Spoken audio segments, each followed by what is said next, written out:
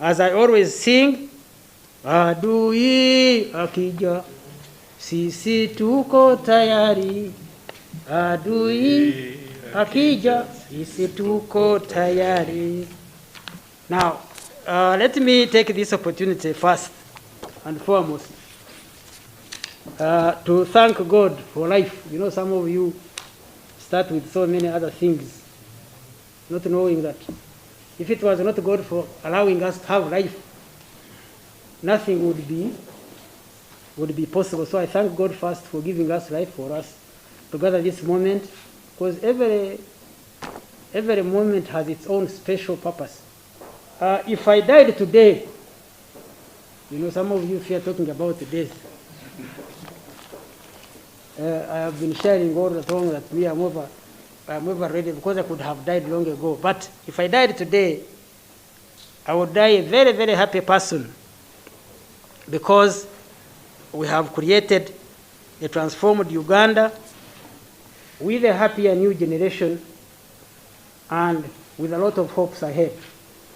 I have always worked, mobilized, and supported the President and all those in positions in order to maintain our vision and mission of socio-economic transformation and specifically security. Some colleagues, you know, have gotten disgruntled and even left or even opposed us. I think he knows that I am not after these positions that people clamor for, and perhaps that's why he would rather take care of his political interests of balancing here and there. And I remain a freedom fighter, and I admire him and thank him as my teacher, my mentor, my leader, and my hero. I will continue to give him my genuine support and advice. And to me now, I think the best advice we can give him is prepare for a smooth transition so that we ensure stability and long-term peace for the long future. You know, it should be our duty to save him from being Ngambanyenka. Wanyakore have a proverb, Ngambanyeka nyukamarwa mavi, that the one who does not take advice brews some bad beer. But we should save the president that problem. Or we should save him. There is a disease diagnosed by political scientists and psychologists that called hubris syndrome. It's our duty to help him not to have that problem, because it is the advice that we give him that will help him to do his work with everybody else and better than he would otherwise done if he was alone. He has given this country his best, and he deserves an honorable retirement. He was talking of recruiting fishermen and following the path of Christ. And I really, on this one, want to say that if I read my observation, to me, the president has always been on the path of God, of Christ. He has followed the path of Christ. And he recruited the fishermen long ago. The Simon Peters, the other disciples are us. We are the disciples. We are the ones who can carry his message. We are the ones who know him very well. As you know, Honorable Minister, we did not join this struggle for positions. Whether I am a minister or not, I have and will always work with and support those in positions to continue our vision and mission. You know, the Banyankole say, you don't ask a catastrophe from somebody who is necessarily old, but the one who has gone through it. I can say that while most of my senior colleagues in the struggle, you know, have been ministers for very many years. Me, in the 35 years of our regime, I have been minister for less than 5 years. But throughout the rest of the time, I have supported, I have worked, I have guided, I have helped those who are in those official positions, and I have served Parliament representing UPDF for all those years since 1986. As a matter of fact, to date, as we speak, I'm the longest continuous serving member of parliament in the history of Uganda. In the British system, they call him the father of the house. It's the one we follow, but here they refused it for whatever reasons. I am on record for always maintaining my positive attitude, revolutionary discipline, and methods of work. Minister or no minister, I will remain me. The unique me and the only Gen.Elly Tumwine, because I assure you that I am myself, and I always ensure that I don't try to copy others. I'll always be myself, different from others. But I will try to do my best and let God do the rest for this country. We have built our security forces and laid a firm foundation.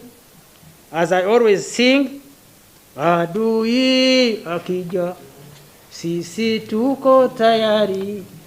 Adui akija, sisi tuko tayari. Should any enemy come, we are ready. We are ready. We are always tayari to deal with that enemy. Now, I would like to say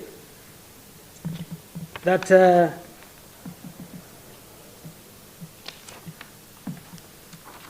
I've been analyzing what is the next mission, what is my next mission, and I can share it with you here.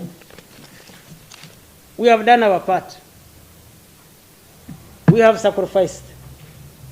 We have created a foundation. We have a generation behind us between 40 and 60. There is a generation between 20 and 40. There is another generation below 20. The challenge I think we can do, I'm going to mobilize my fellow presidential advisors and all our senior people, that we bridge the gap between the old and the young by working with the young much, much more. And I'm going to devote the rest of my life with sharing with the young people our vision, our mission, and we bridge that gap together, and not by conflict. There is no need for generational conflict. There is a need for togetherness and cooperation between the two. The future depends on better preparation with better plans. We have done our part and established a very strong foundation for the prosperity of our future generations. I see most of you looking in the generation who have children. Really, every day when we are working, we are not working for ourselves. We are working for those children ahead of us, in front, or ahead of us in the coming years. Let me take this opportunity to congratulate and first thank His Excellency the President for weathering the storm of the past year, 2020, and the first half of this year that were full of challenges. The country has now has all along remained stable, peaceful, and progressing steadily in spite of these challenges. You know, when who I like singing, my most recent song is Awogera Awogere, Uganda songa mbere. Awogera Awogere, Uganda songa mbere. So that steady progress is moving on forward, and we are happy about that. And I would like to take this opportunity again to thank God for giving us life and using us to sacrifice for our country, which we have now brought to be a much better country we are proud of to have than it was when we set out, those who did, including in the gym, when we set out to go to sacrifice for establishing a better country. I'm very glad that it is a much better country to live in. And when we agreed to pay the ultimate price where necessary, it was not for ourselves, it was for the future generations. And I'm glad that we at least have 2 generations after us. We are above, the ones above 60, the generation above 40, and the generation who are between 20 and 40, who are our children.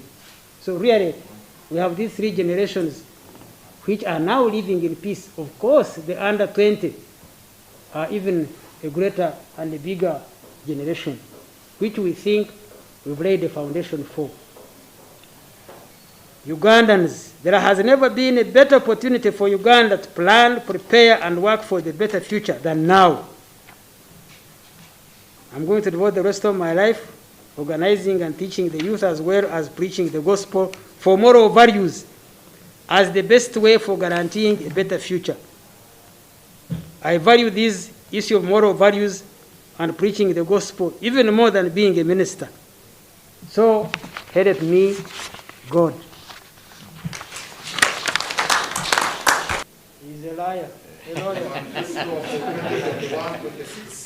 This manifesto, we worked hard for this. That's right. And I have, actually there's a project going on documentary about the manifesto and the achievements of the Gen.Elly Revolution, which is in our ministry.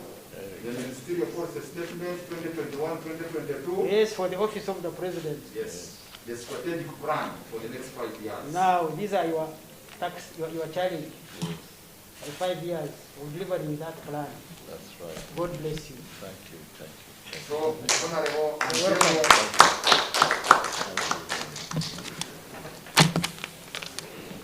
now the incoming minister.